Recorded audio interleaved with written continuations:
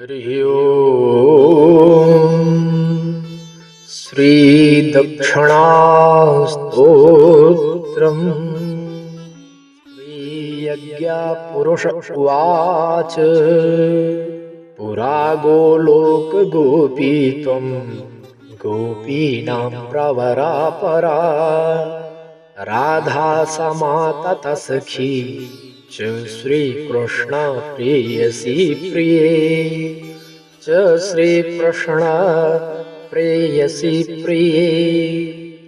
कार्तिकी पूर्णिमायां तु रासे राधा महोत्सवे आविर्भूता दक्षिणांसात् कृष्णस्य तेन दक्षिणा कृष्णस्य तेन दक्षिणा पुरा त्वं सुशीलाख्या शीलेन शोभनेन च कृष्णदक्षांसवासाच्च राधा सापाच्च दक्षिणा राधा सापाच्च दक्षिणा गोलोकात् त्वं परन्धस्ता मम भाग्याद उपस्थिता कृपां कुरु त्वमेवाद्य स्वामिनं कुरु मां प्रिये स्वामिनं कुरु मां प्रिये कर्मिणां कर्मणां देवी त्वमेव फलदा सदा त्वया विना च सर्वेषां सर्वं कर्म च निष्फलम् सर्वं कर्म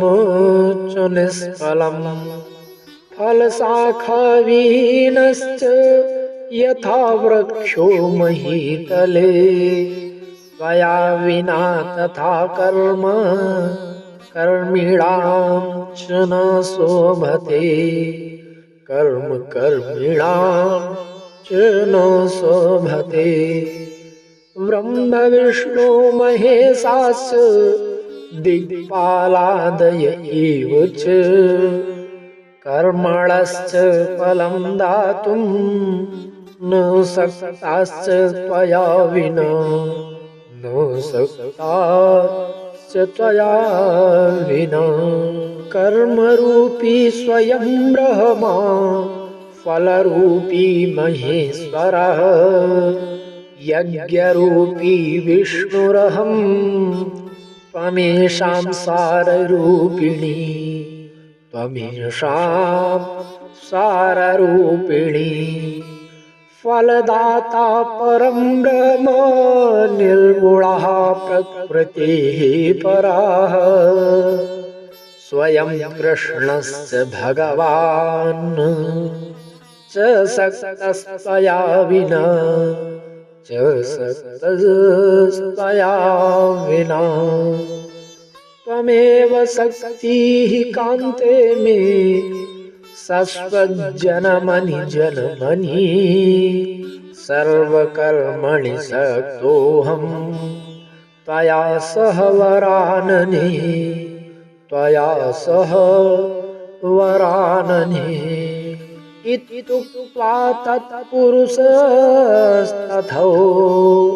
यज्ञाधिष्ठात्रिदेवकः तुष्टा बभूव सा देवी भेजे तं कमलाकला भेजे तं कमलाकला इदं च दक्षिणास्तोत्रम् यज्ञकाले च यः पठेत् फलं च सर्वयज्ञानां लभते नात्र संशयः लभते नात्र संशयः। अथ श्रीश्रुतकामः श्रीब्रह्मवैवर्ता महापुराणे प्रकृतिखण्डे